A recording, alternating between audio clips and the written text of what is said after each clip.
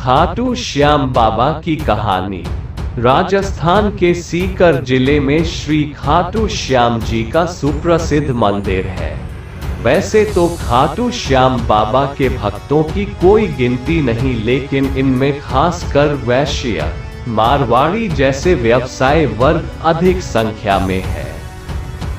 श्याम बाबा कौन थे, उनके जन्म और जीवन चरित्र के बारे में जानते हैं इस वीडियो में। इससे पहले कि आप हमारे वीडियो में खो जाए, कृपया हमारे चैनल को लाइक और सब्सक्राइब कर ले। हमारा चैनल बेस्ट मोटिवेशनल चैनल में से एक है, जो आपके लिए ऐसे ही मोटिवेशनल वीडियो लेकर आते हैं। खाटू श्याम जी का असली नाम बर्बरीक है। महाभारत की एक कहानी के अनुसार बर्बरीक का सिर राजस्थान प्रदेश के खाटू नगर में दफना दिया था। इसीलिए बर्बरीक जी का नाम खाटू श्याम बाबा के नाम से प्रसिद्ध हुआ। वर्तमान में खाटू नगर सीकर जिले के नाम से जाना जाता है। खाटू श्याम बाबा जी कलियुग में श्री कृष्ण भगवान के अवतार के रूप में माने जाते हैं। श्याम बाबा घटोत्कच और नाग कन्या मौरवी के पुत्र हैं।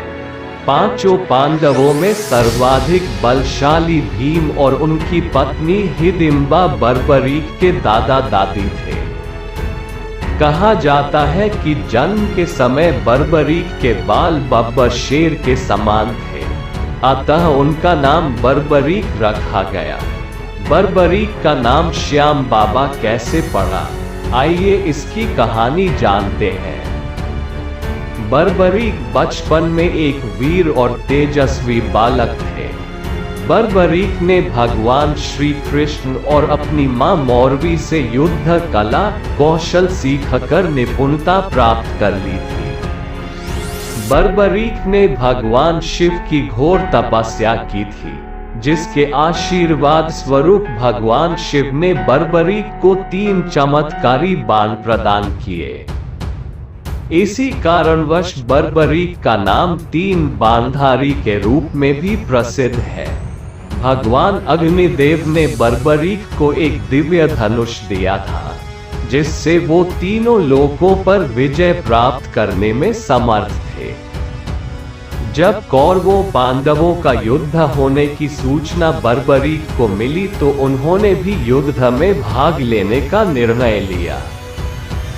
बर्बरीक अपनी मां का आशीर्वाद लिए और उन्हें हारे हुए पक्ष का साथ देने का वचन देकर निकल पड़े। इसी वचन के कारण हारे हुए का सहारा के नाम से भी श्याम बाबा हमारा यह बात प्रसिद्ध हुई। जब बर्बरीक जा रहे थे तो उन्हें मार्ग में एक ब्राह्मण मिला। यह ब्राह्मण कोई और नहीं, भगवान श्री कृष्ण थे, जो कि बर्बरीक की परीक्षा लेना चाहते थे। ब्राह्मण बने श्री कृष्ण ने बर्बरीक से प्रश्न किया कि वो मात्र 3 बाण लेकर लड़ने को जा रहा है। मात्र 3 बाण से कोई युद्ध कैसे लड़ सकता है? बर्बरीक ने कहा कि उनका एक ही बाण शत्रु सेना को समाप्त करने में सक्षम है, और इसके बाद भी वह तीर नष्ट न होकर वापस उनके तरकश में आ जाएगा। अतः अगर तीनों तीर के उपयोग से तो संपूर्ण जगत का विनाश किया जा सकता है। ब्राह्मण ने बर्बरीक से एक पीपल के वृक्ष की ओर इशारा करके कहा कि वो एक बाण से पेड़ के सारे पत्तों को भेद कर दिखाए। बर्बरीक ने भगवान का ध्यान कर एक बाण छोड़ दिया। उस बाण ने पीपल के सारे पत्तों को छेद दिया, और उसके बाद बाण ब्राह्मण बने कृष्ण के पैर के चारों तरफ घूमने लगा। असल में कृष्ण ने एक पत्ता अपने पैर के नीचे छिपा दिया था। बर्बरीक समझ गए कि तीर उसी पत्ते को भेदने के लिए ब्राह्मण के पैर के चक्कर लगा रहा है। बर्बरीक बोले, हे ब्राह्मण, अपना पैर हटा लीजिए, नहीं तो ये आपके पैर को भेद देगा। श्री कृष्ण बर्बरीक के पराक्रम से प्रसन्न हुए। उन्होंने पूछा कि बर्बरीक किस पक्ष की तरफ से युद्ध करेंगे। बर्बरीक बोले कि उन्होंने लड़ने के लिए कोई पक्ष निर्धारित नहीं किया है, वो तो बस अपने वचन अनुसार हारे हुए पक्ष की ओर से लड़ेंगे। श्री कृष्ण ये सुनकर विचारमग्न हो गए, क्योंकि बर्बरीक के इस वचन के बारे में कौरव जानते थे। कौरवों ने योजना बनाई थी कि युद्ध के पहले दिन वो कम सेना के साथ युद्ध करेंगे। इससे कौरव युद्ध में हराने लगेंगे, जिसके कारण बर्बरीक कौरवों की तरफ से लड़ने आ जाएंगे।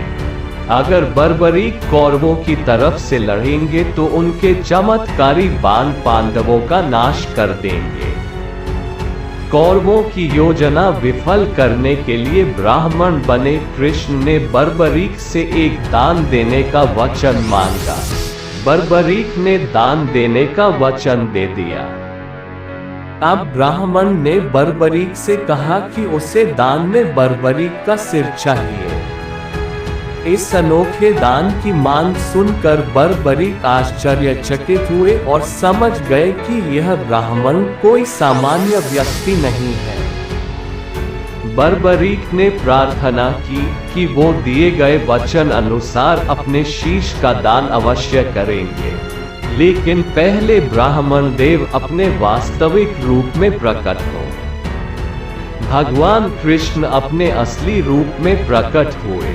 बर्बरीक बोले कि हे देव, मैं अपना शीश देने के लिए वचनबद्ध हूँ, लेकिन मेरी युद्ध अपनी आंखों से देखने की इच्छा है।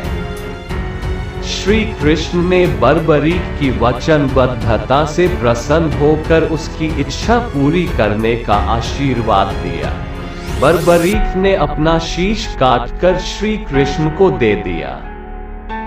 श्री कृष्ण ने बर्बरीक के सिर को 14 देवियों के द्वारा अमृत से सींचकर युद्ध भूमि के पास एक पहाड़ी पर स्थित कर दिया, जहां से बर्बरीक युद्ध का दृश्य देख सके।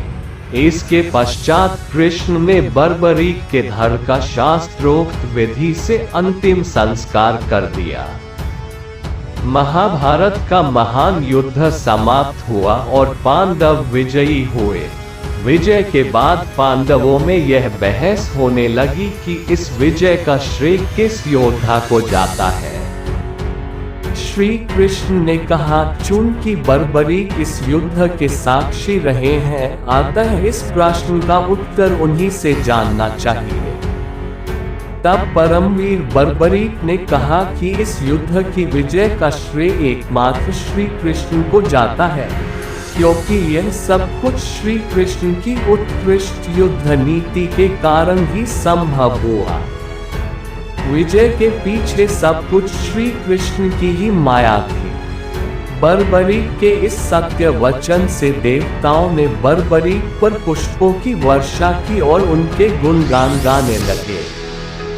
श्री कृष्ण वीर बर्बरीक की महानता से अति प्रसन्न हुए और उन्होंने कहा, हे वीर बर्बरीक, आप महान हैं। मेरे आशीर्वाद स्वरूप आज से आप मेरे नाम श्याम से प्रसिद्ध होंगे। कलयुग में आप कृष्ण अवतार रूप में पूजे जाएंगे और अपने भक्तों के मनोरथ पूर्ण करेंगे। भगवान श्री कृष्ण का वचन सिद्ध हुआ और आज हम देखते भी हैं कि भगवान श्री खाटू श्याम बाबा जी अपने भक्तों पर निरंतर अपनी कृपा बनाए रखते हैं। बाबा श्याम अपने वचन अनुसार हारे का सहारा बनते हैं। इसीलिए जो सारी दुनिया से हारा सताया गया होता है, वो भी अगर सच्चे मन से बाबा श्याम के नामों का सच्चे मन से नाम ले और स्मरण करे तो उसका कल्याण अवश्य ही होता है। श्री खाटू श्याम बाबा की महिमा अपरंपार है। सश्रद्धा विनती है कि बाबा श्याम इसी प्रकार अपने भक्तों पर अपनी कृपा बनाए रखें।